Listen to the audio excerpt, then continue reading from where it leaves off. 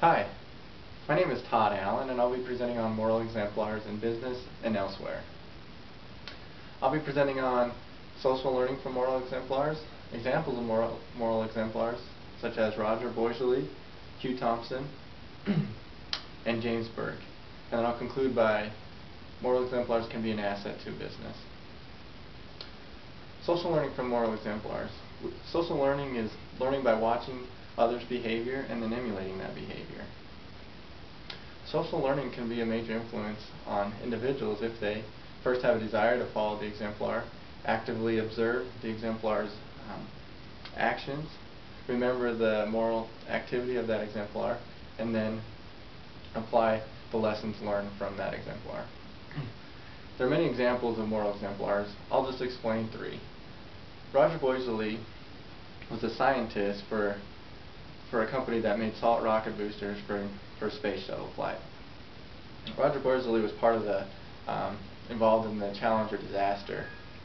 Roger Boisjoly found that in cold weather the O-rings would not work, which could result in an explosion in the salt rocket boosters. The day before the flight, Roger Boisjoly and his team advised NASA that they should not launch the Challenger space shuttle. Unfortunately, NASA did not listen, and the Challenger disaster ensued. Roger Boisjoly didn't allow that to allow his input go to the side. He testified to the Rogers Commission about the O-rings and how they could fail, and that he advised them not to launch Challenger. And with the chastisement of his employers telling him what to say, he gave the truth. He's an example of giving the truth and being honest. Unfortunately, he did lose his job because of it, but he was honest to his morals. The next person is Hugh Thompson. Hugh Thompson was a helicopter pilot in the Vietnam War.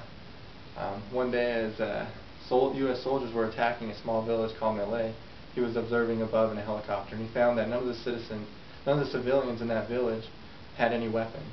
And he realized that the U.S. soldiers were massacring this village. And so, in quick action, he landed his helicopter in front of the U.S. troops to stop them from murdering more people.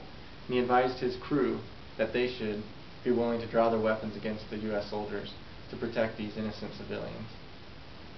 And in the aftermath, Thompson reported the situation to his supervisors, but it went by the wayside. They tried to hide the massacre at Malay.